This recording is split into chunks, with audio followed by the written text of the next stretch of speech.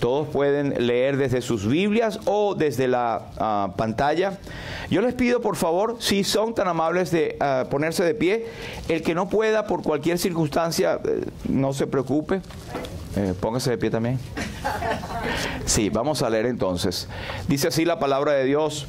Palabra fiel y digna de ser recibida por todos, que Cristo Jesús vino al mundo para salvar a los pecadores, de los cuales yo soy el primero. Pero por esto fui recibido a misericordia, para que Jesucristo mostrase en mí el primero toda su clemencia, para ejemplo, de los que habrían de creer en Él para vida eterna. Por tanto, al Rey de los siglos, inmortal, invisible, al único y sabio Dios, sea honor y gloria por los siglos de los siglos. Amén, amén. Podemos sentarnos. Muchas gracias. Bien, esta mañana queremos tocar un tema o hablar acerca de otra de las historias de la nación de Israel, y esto va a estar en el libro de Samuel, en el primer libro de Samuel, primero de Samuel, capítulo 1. Vamos a leer todo el capítulo de primero de Samuel y un versículo del capítulo 2. Primero de Samuel, capítulo 1. Ahí está en la pantalla para algunos que quieren leerlo directamente de la pantalla. Dice así la palabra de Dios, primero de Samuel, capítulo 1, desde el versículo 1. Hubo un hombre de Ramataim de Sofim, del monte de Efraín, que se llamaba Elcana o Elcaná, hijo de Jeroham, hijo de Eliú, hijo de Toú, hijo de Suf, efrateo. Y tenía él dos mujeres. El nombre de uno era Ana y el de la otra era Penina. Y Penina tenía hijos, mas Ana no los tenía. Y todos los años aquel varón subía de su ciudad para adorar y para ofrecer sacrificios a Jehová de los ejércitos en Silo, donde estaban dos hijos de Elí, Ofni y Finés, sacerdotes de Jehová. Y cuando llegaba el día en que Elcana ofrecía sacrificios, daba a Penina su mujer, a todos sus hijos y a todas sus hijas, a cada uno su parte. Pero a Ana daba una parte escogida, porque amaba a Ana, aunque Jehová no le había concedido tener hijos. Y su rival la irritaba, enojándola y entristeciéndola, porque Jehová no le había concedido tener hijos. Así hacía cada año cuando subía a la casa de Jehová, la irritaba así, por lo cual Ana lloraba y no comía. Y Elcana su marido le dijo: Ana, ¿por qué lloras? ¿Por qué no comes? ¿Y por qué está afligido tu corazón? ¿No te soy yo mejor que 10 hijos? Y se levantó Ana después que hubo comido y bebido en Silo, y mientras el sacerdote Elí estaba sentado en una silla junto a un pilar del templo de Jehová, ella con amargura de alma oró a Jehová y lloró abundantemente. E hizo voto diciendo: Jehová de los ejércitos, si te dignares mirar a la aflicción de tu sierva y te acordares de mí y no te olvidares de tu sierva, sino que dieres a tu sierva un hijo varón, yo lo dedicaré a Jehová todos los días de su vida, y no pasará navaja sobre su cabeza. Mientras ella oraba largamente delante de Jehová, Elí estaba observando la boca de ella.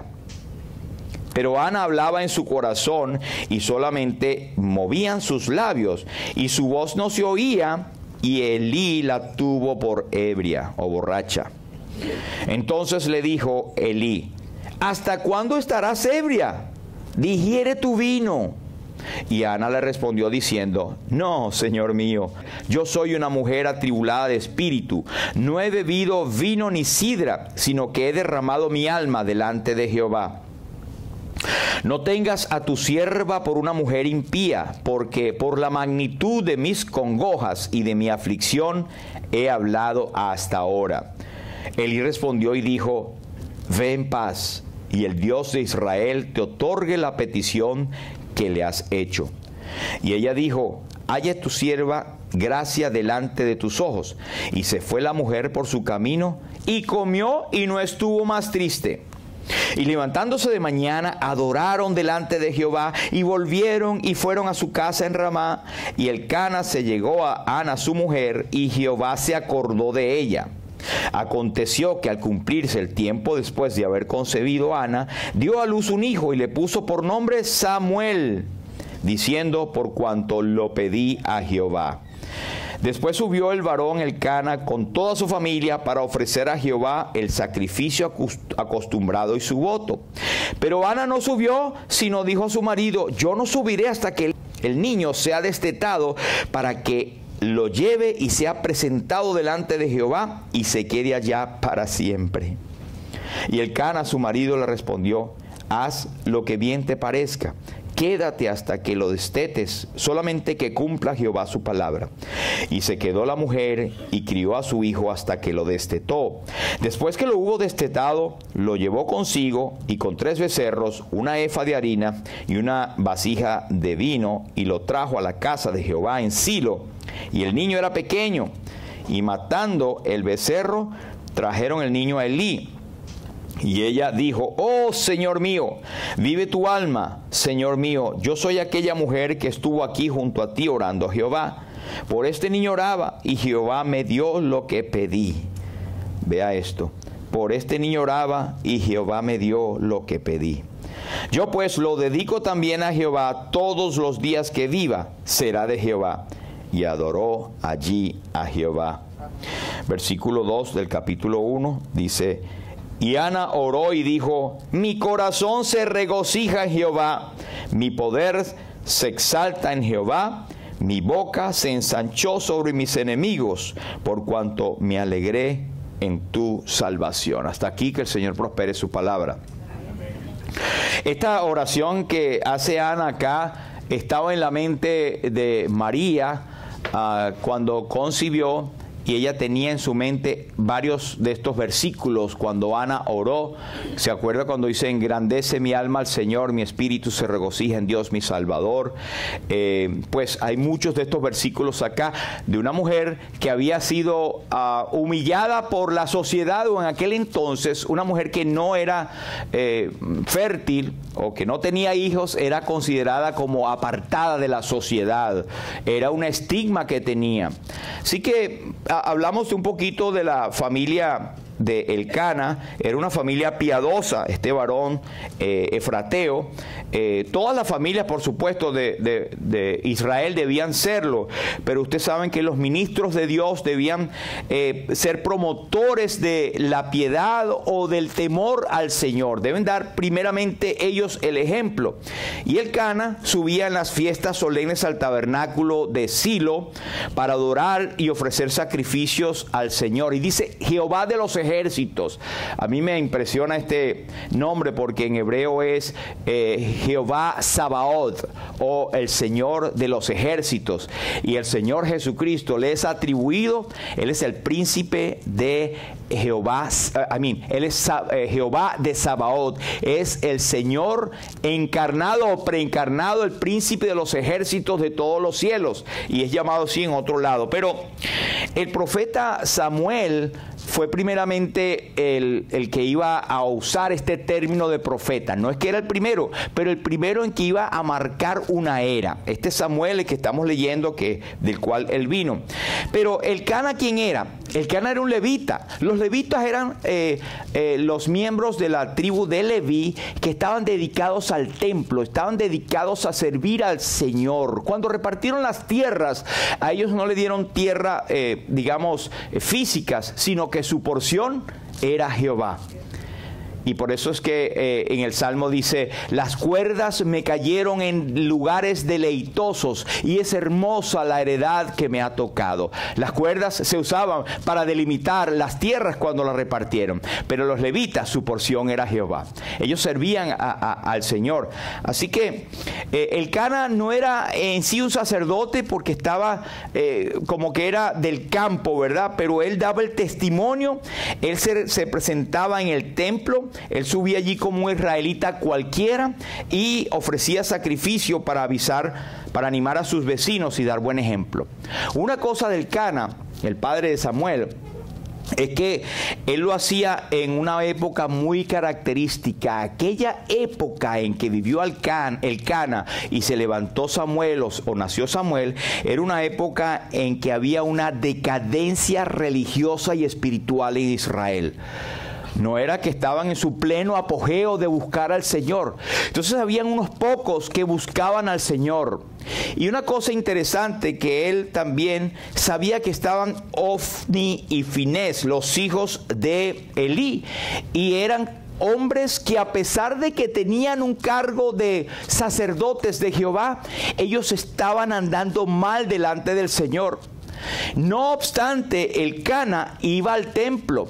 A veces tenemos la idea, no, porque allá se congrega fulanito, no, porque esto, usted vaya donde el Señor lo puso y usted va a contribuir a que el Señor sane esa iglesia o esa congregación, y usted es parte de la solución que Dios da, o tal vez usted es parte del problema, no lo sabemos. Pero lo cierto es que él, a pesar de que había problemas con los líderes religiosos, él asistía, digamos, religiosamente a sus actividades, ¿verdad? Para animar a los demás. Porque si no, imagínate, estaban en decadencia. Y no, yo no voy por allá porque estos sacerdotes están por ahí medio echaditos a perder. Y no iba. Entonces, si así estaba la decadencia y él era uno que tenía el temor del Señor, él iba. Otra cosa interesante es que él subía a ofrecer sacrificios aun cuando ellos no cumplían con su deber. Pero él tenía un problema también, Elcana. Ahora quiero aclarar algo, él tenía 2 mujeres. Gracias al Señor que eso está prohibido desde el principio, ¿verdad? El Señor Jesucristo lo reivindicó y lo dijo: en el principio no era así, pero por tanto, como está dicho en el principio, dejará el hombre a su casa, a su padre, la casa de su padre, y se unirá a su mujer, los cuales serán una sola carne. Es decir, que el hombre iba a dejar la casa de su padre y de su madre y se iba a unir a su mujer, y los dos serían una sola carne. Está establecido que eran marido y mujer desde el principio. Sin embargo, estaba como que implícito que estaban mal y le iba mal a los que tenían 2 mujeres.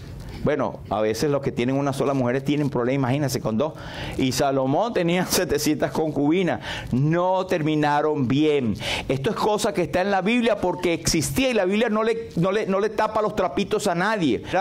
No era un mandato del Señor, pero era escrito. El Señor era tolerado en ese momento porque era la cultura, pero poco a poco se fueron saldando y Dios lo condenaba cada vez. Pero él tenía un problema. Él tenía a Ana y tenía a Penina.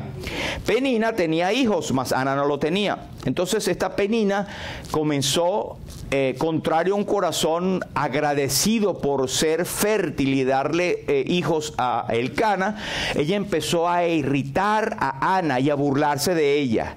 ¿Le suena similar? Hay varios casos en la Biblia, cuando también la sierva, ¿verdad? Cuando Abraham también se burlaba, diciendo, yo tengo hijos y tú no. Pero su marido, Elcana, trataba de hacer lo posible por, consolarla. En el versículo 8 decía: y Elcana, su marido, le dijo: Ana, ¿por qué lloras? ¿Por qué no comes? ¿Y por qué está afligido tu corazón? ¿No te soy yo mejor que 10 hijos? Y les daba una porción mayor a Ana, tratando un corazón del marido como proteger y como saldar la parte que a ella le faltaba. Y estaba pendiente de su esposa también.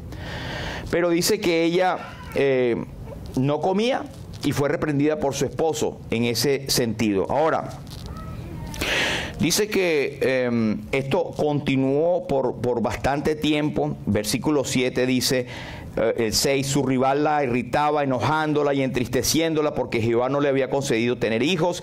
Y así hacía cada año cuando subía a la casa de Jehová, la irritaba así, por lo cual Ana lloraba y no comía. Así que hay unas razones entonces que ahora Ana va a ser nuestra protagonista. En el versículo 9 ella decidió algo. Ella, después que su marido le dio el consejo, ella se levantó después que hubo comido y bebido en Silo, y mientras el sacerdote Elí estaba sentado en una silla junto al pilar del templo, ella con amargura de alma oró a Jehová y lloró abundantemente. Entonces, ¿por qué ella era una mujer triste? Y hemos cantado, ¿cómo podré estar triste? Ella tenía todo lo que quería, todo lo que tenía. Su marido la satisfacía, su marido le daba la mejor parte, iban al templo a adorar juntos. Sin embargo, no tenía hijos. Pero el Señor oyó la oración de ella. Ella se sentía triste, era una mujer atribulada. ¿Por qué? Número uno, porque no tenía hijos. Herencia de parte de Jehová son los hijos. Eso se sabía en los Salmos, que era una herencia especial que Dios daba a las mujeres o a las familias, el tener hijos. Ella estaba dolorida en su alma porque esta herencia no fuera de ella, ¿verdad? Porque era estéril, era considerada una vergüenza.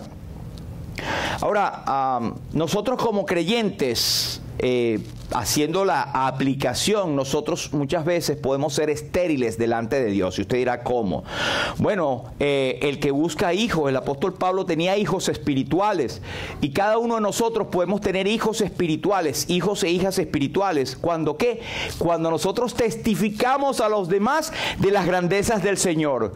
Cuando predicamos, ya sea hablando o ya sea modelando el evangelio de Jesucristo. Tanto que las personas dicen, mira cómo se está portando fulanito. ¿Qué será lo que pasa? Yo quiero hacer lo que él está haciendo. ¿En quién crees tú? Oh, yo soy creyente en Cristo, yo creí en el evangelio, pues yo quiero seguir esto. Esto es una forma de modelar al evangelio, modelar a Jesucristo. No solamente por lo que hablamos, sino cómo lo moldeamos. Por eso también, y digo que es guía del Espíritu Santo, y me alegra cuando es así, que hemos visto en el capítulo 2 de Primera de Pedro, que leímos esta mañana, que nosotros debemos dar testimonio a los de afuera, ¿verdad? Para que ellos, los que murmuran de vosotros como de malhechores, más bien glorifiquen a Dios en el día de su visitación.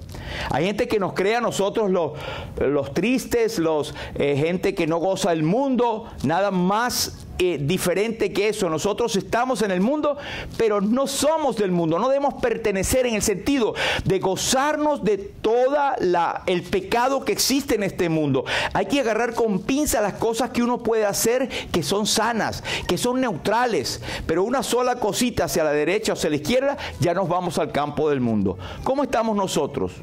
Esa es una pregunta de reflexión. ¿Cuántas personas nosotros estamos abocadas a ganar para Cristo? ¿Somos estériles delante del Señor? ¿O vivimos nuestra vida súper ocupada, que no nos da tiempo de nada, y al final nuestra excusa es que no tengo tiempo? Desde que salgo yo tempranito en la noche, no tengo tiempo para saber a quién le hablo.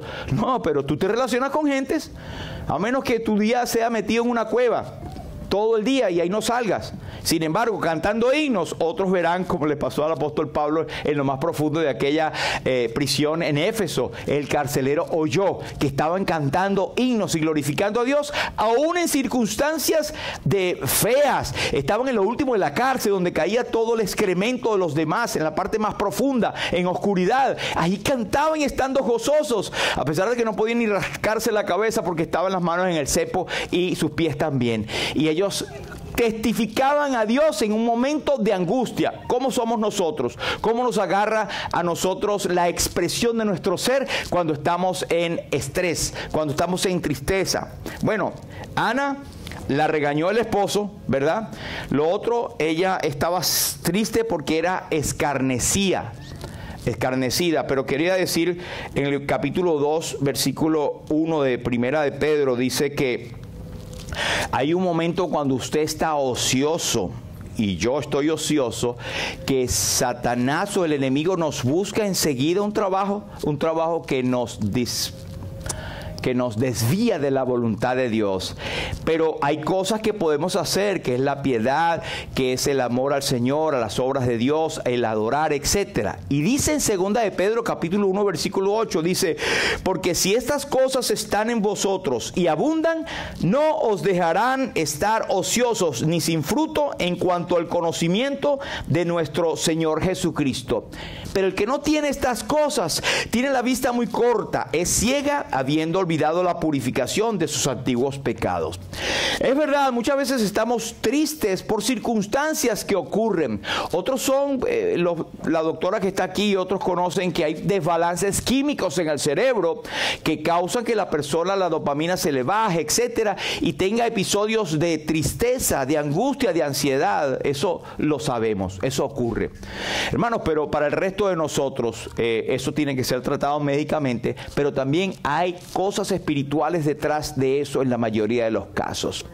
Nosotros tenemos que saber que hemos sido redimidos, rescatados por la sangre de Cristo, y nos ha dado preciosas y grandísimas promesas, y tenemos una herencia incorruptible, incontaminada, inmarcesible en los cielos, reservada para aquellos que han aceptado a Cristo como Señor y Salvador. Por eso no deberíamos estar tristes, porque nosotros debemos ocupar, y está garantizado, hermanos, cuando usted tiene pensamientos de tristeza, usted se pone a leer la Biblia y a cantar himnos y se le va. ¿No lo ha probado? Porque el enemigo no puede estar donde haya alabanza y adoración a Dios. Amén. Haga esa prueba. Empiece a leer la palabra, y tengo en mente a varios casos de hermanos que me han dicho que cuando le vienen esos pensamientos se ponen a leer la palabra, se ponen a cantar himnos y ya. Tú no puedes hacer, el cerebro no puede hacer dos cosas en ese aspecto.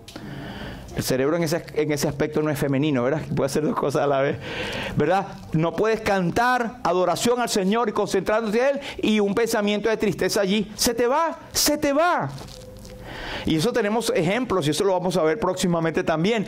Cuando hay angustias, hay batallas, adora al Señor. El caso de ejércitos en uno de los episodios del pueblo de Israel también.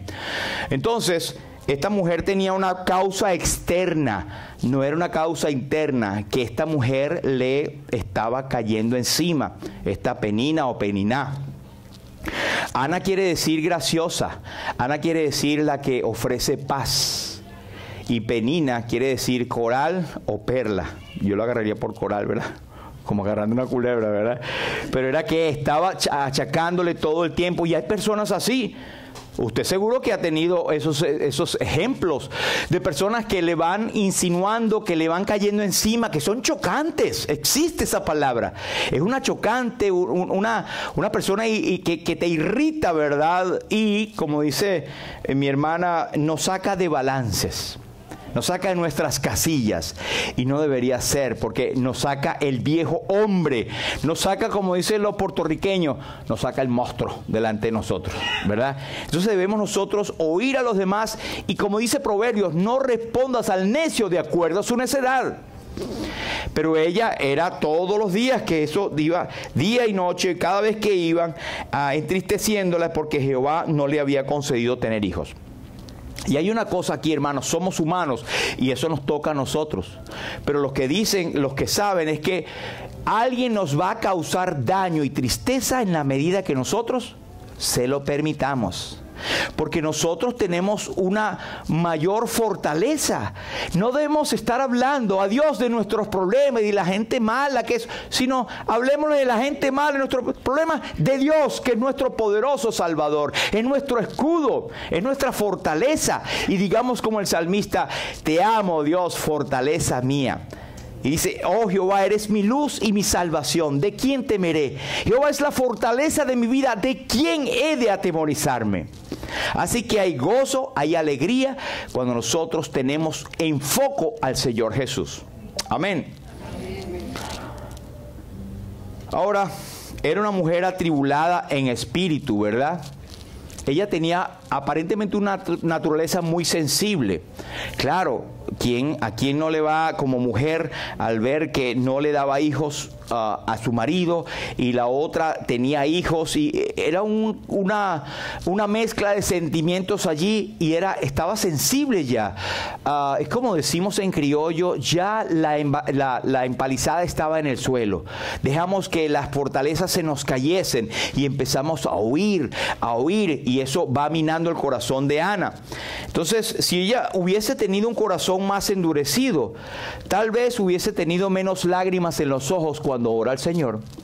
Lo que quiero decir es que muchas veces las circunstancias son permitidas para que nosotros nos acerquemos más a Dios. ¿Me escuchó?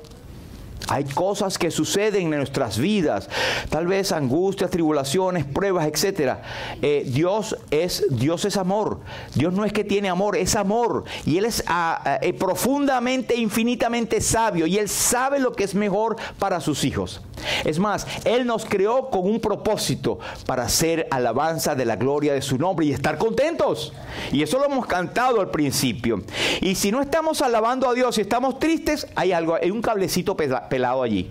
Podemos identificarlo. Tal vez, qué sé yo, no estamos apropiadamente llegándonos al trono de la gracia. Tal vez no estamos leyendo la palabra de Dios. Tal vez estamos un poco lejos de adorar al Señor. Tal vez estamos llenos con muchos pensamientos de otras índoles. Y nos dejamos colmar de los problemas en vez de decirle a nuestros problemas cuán grande es nuestro Dios. Amén. Entonces, en el versículo 10 dice que ella con amargura de alma oró a Jehová y lloró abundantemente. Hizo voto diciendo: Jehová de los ejércitos, si te dignares mirar a la aflicción de tu sierva y te acordares de mí y no te olvidares de tu sierva. Ay de los descuidados en Sión. Así que ella oró amargamente y lloró abundantemente. Está bien llorar, está bien orar, está bien vaciar nuestra amargura delante del Señor. En Hebreos nos dice que nos podemos acercar pues confiadamente al trono de la gracia para alcanzar misericordia y hallar gracia para el oportuno socorro. El Señor está allí.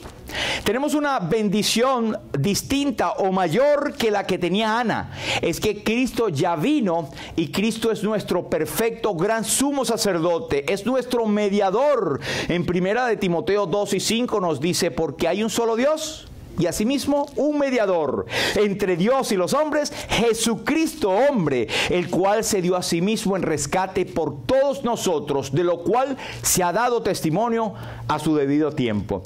Usted y yo tenemos la bendición de podemos acercarnos a Dios confiadamente, sin temor. No tenemos que ir ni siquiera con un hombre, con el pastor, ni con nadie, sino usted se puede acercar directamente al trono de la gracia.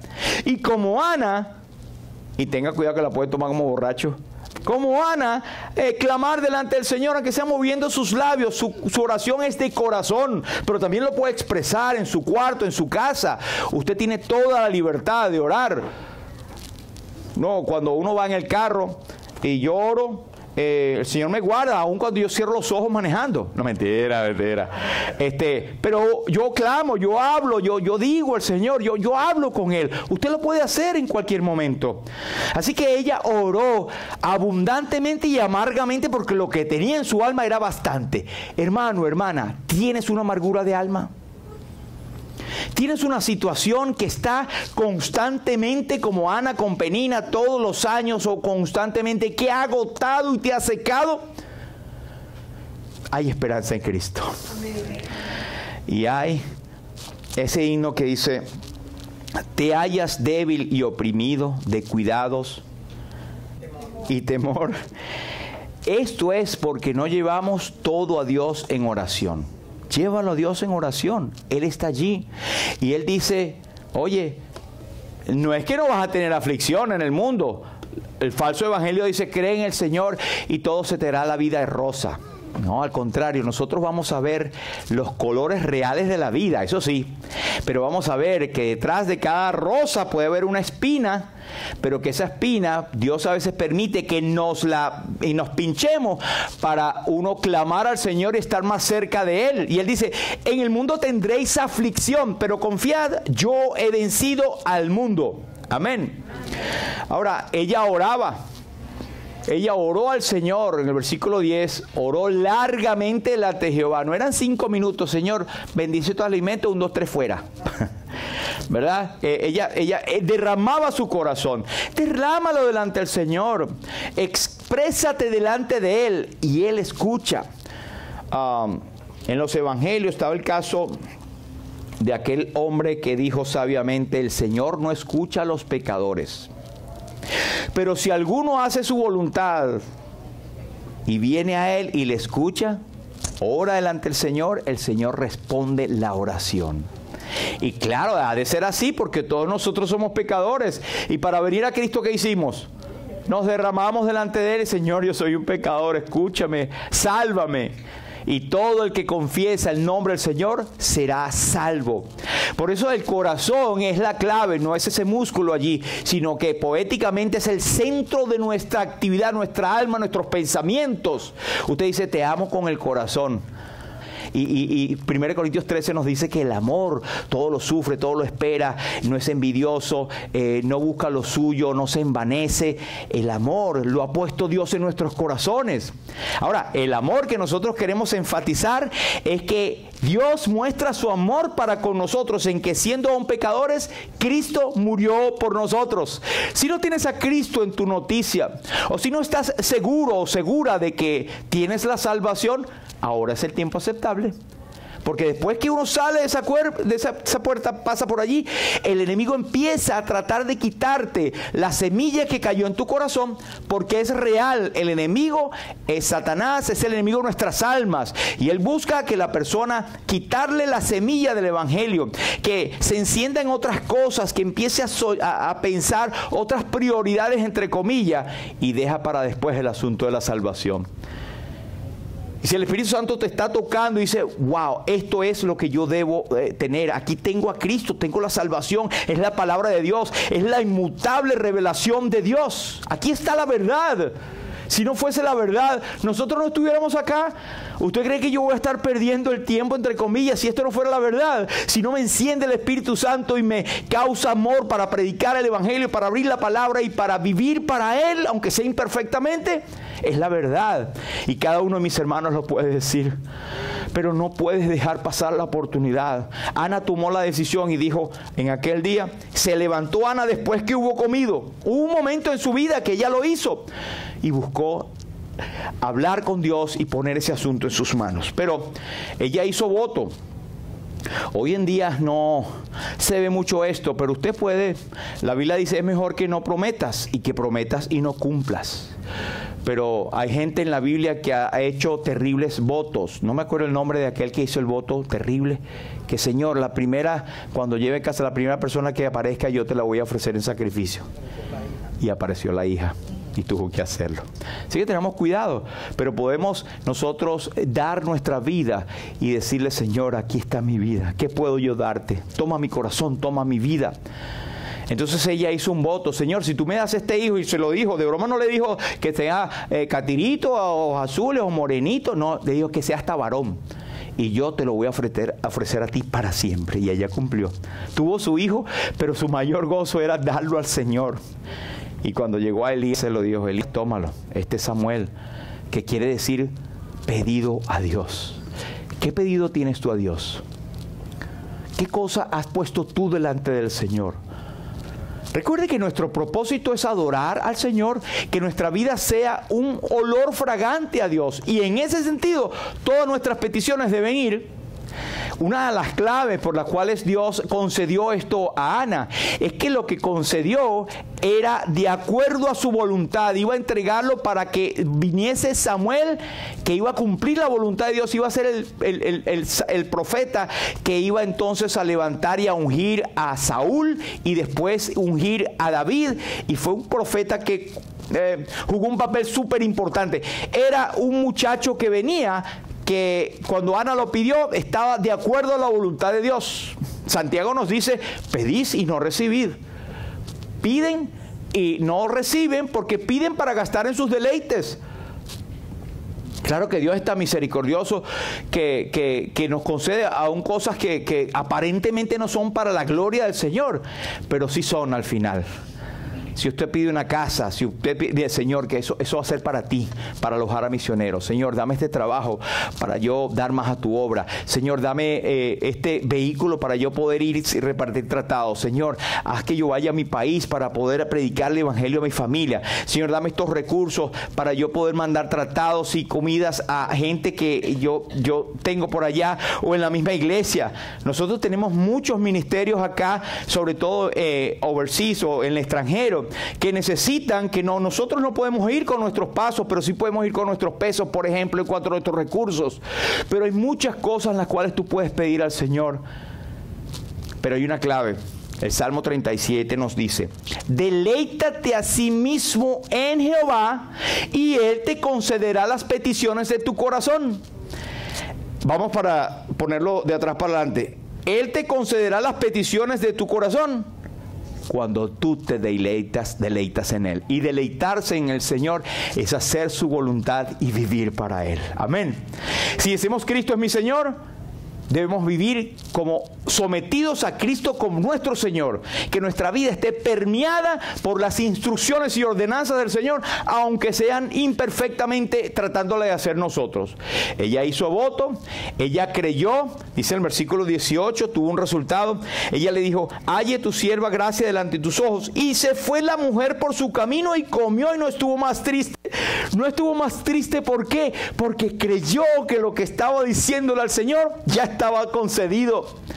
Era como dice el apóstol en Corintios, que Él llama las cosas que no son como si fuesen. Y nosotros debemos tener la fe de que el Señor, dar gracias porque el Señor ya lo concedió en su voluntad. Amén. No debemos tampoco darle orden al Señor: Señor, tú tienes que concederme. No, acuérdate que tú eres el siervo. Señor, si es tu voluntad. El Señor mismo oraba: Padre, si es posible, pasa de mí esta copa, pero no se haga mi voluntad, sino la tuya. Cuando el Señor dio el modelo de la oración, decía: Padre nuestro que estás en los cielos, santificado sea tu nombre. Vénganos tu reino, en los cielos como en la tierra. O sea, en todas partes. Esa es la introducción de una oración. Pero venimos con una arrogancia: Señor, yo quiero que me des. Y ese falso evangelio que nos enerva, ¿verdad? Nos da molestia, ¿verdad? Y lo ponemos delante del Señor para que no nos agarre esa rabia, ¿verdad? Y esa tristeza de cómo están haciendo mercaderías con el evangelio los falsos maestros, que de paso lo dice la Biblia. Habrá falsos maestros como hubo en la antigüedad, falsos profetas también. Pero tenemos la palabra de Dios para tomarle como si fuese: mira, este checklist está hablando para sí, la gloria la está buscando para Él, su gloria es su vergüenza. Estuvo gozosa, su oración tuvo respuesta. Le puso por nombre Samuel diciendo: por cuanto lo pedí a Jehová. ¿Verdad? Tuvo respuesta. 2, fue publicado su testimonio: yo soy aquella mujer que estuvo aquí junto a ti orando a Jehová. Una cosa que nos olvidamos a veces es dar gloria a Dios por lo que Él hizo. Pedimos una cosa y el Señor no lo concede, y al final: oye, tuve una suerte. Come on, no fue suerte, el Señor te concedió las peticiones de tu corazón. Da gloria al Señor. También antes de que ocurran, debemos nosotros ser lo suficientemente sabios y espirituales para decir: si el Señor quiere, si el Señor lo permite, si es la voluntad del Señor. Debemos estar sometidos a nuestro Maestro. Amén. Amén. Usted puede pensar igual, hermano, de verdad. Pero yo lo pienso así, y si usted consigue que no es así, pues dígamelo, por favor, y yo lo voy a considerar. Su voto fue cumplido. Todos los días que viva será de Jehová. Ella cumplió su promesa. Señor, dame ese hijo. Y ese hijo lo dedicó. Eso es una oración buena cuando nosotros decimos, Señor, que nuestros hijos, nuestros nietos sean dedicados para tu gloria y para tu honra. Que sean hombres y mujeres que impacten naciones. Usted todavía está a tiempo para orar por su familia y por sus hijos también. Entonces, en resumen, 1, las aflicciones son partes de la vida, ¿o no? Dice, pues tengo por cierto que las aflicciones del tiempo presente no son comparables con las glorias venideras que en nosotros ha de manifestarse, dice el apóstol en Romanos. Ahí está. Número 2, la tristeza no debe estar sino cuando pecamos. Y eso es algo que el Espíritu Santo hace en nuestros corazones. Pecamos y el Espíritu mismo da testimonio a nuestro espíritu que somos hijos de Dios y dice, estás mal. Píntelo del color que lo pinte. Pecado es pecado. El Señor te lo va a hacer saber. Y si no eres creyente, el Espíritu Santo te lo hace saber, porque lo primero que hace el Espíritu Santo es convencer al hombre o a la mujer de pecado, de justicia y de juicio. Y de que es pecador, que necesita reconciliarse con Dios y que Cristo murió en la cruz del Calvario para cubrir la justicia de Dios. Y tercero, que si usted no cree esa justicia de Dios, el juicio de Dios viene sobre usted y con ella el infierno. Ah, sí, el infierno existe. Y es de verdad. 3, describe tu asunto al Padre y espera en Él. Ponle detalle, ponle pelos y señales. Ponle todo, Señor, así, Señor, esto es lo que necesito. Tú no le puedes ocultar nada a Dios. No hay cosa creada que no sea manifiesta en su presencia. Antes bien, todas las cosas están desnudas y abiertas a los ojos de aquel a quien tenemos que dar cuenta. Entonces revela, abre tu corazón al Señor. Pedid y se os dará, buscad y hallaréis, y llamad y se os abrirá. Es la promesa del Señor. Y por último, y usted está de acuerdo conmigo, hay respuesta en la oración. La oración eficaz del justo puede mucho. Pero pida con fe, no dudando nada, porque el que duda es semejante a la onda del mar, que es arrastrada por el viento y echada de una parte a otra. Y sabemos que Dios no oye a los pecadores, pero si alguno es temeroso de Dios y hace su voluntad, a ese oye. Así que para que quede ya grabado en nuestros corazones, 1, las aflicciones son parte de su vida, esperémoslas. Tenemos que saber cómo la vamos a esperar, ¿verdad? ¿Del lado del Señor o del lado de nuestras dudas? Número 2, la tristeza debe ser por pecar. No quiero decir que no nos entristecemos, claro que sí, pero debe ser algo pasajero porque enseguida es llenada, sustituida por alabanza al Señor y oración delante de Él. Amén. 3, describe tu asunto al Padre y espera. Y 4, ten la seguridad que hay respuesta a la oración. Padre Santo, en el nombre de Jesús te damos las gracias, Señor, por tu palabra. De verdad que nos quedamos cortos con toda la revelación que tú nos das, todo el conocimiento, la historia, las cosas que pasaron y sobre todo lo que tu Espíritu Santo nos muestra, Señor. Queremos rogarte que nos ayudes a ser más diligentes, a entender tu palabra y a ponerla por práctica. Que no seamos como el hombre de Santiago que se ve en el espejo y luego se olvida cómo era. Señor, que podamos vernos en el espejo de tu palabra y poner en práctica lo que tú nos estás diciendo en esta mañana. Señor, que esta mañana nosotros como creyentes en Cristo podamos retomar nuestras vidas y dedicarlas a ti, que seamos como un Samuel, que seamos puestos en tu presencia para servirte siempre, porque ese es el propósito para lo cual tú nos has creado, Señor. Quítanos toda tristeza, quítanos todos motivos, Señor, de desánimo, porque en Cristo tenemos redención por su sangre, el perdón de pecados, la herencia incorruptible, incontaminada, inaccesible en los cielos, una herencia que es eterna. Tenemos comunión los unos con los otros y tenemos la bienaventurada manifestación gloriosa de nuestro gran Dios y Salvador Jesucristo, el cual viene pronto. Qué tremendas bendiciones tenemos, Señor. Te damos gracias por ello y suplicamos que si hay alguno que no tiene a Cristo en esta mañana, Señor, que hoy pueda ser el tiempo aceptable, el tiempo de salvación, y pueda decir: Señor, yo me rindo a ti y dejo la tristeza y dejo el mundo para abrazar la obra de de Cristo en el Calvario y el Evangelio. A ti sea la gloria, Señor, en el nombre precioso de Jesús. Amén. Amén.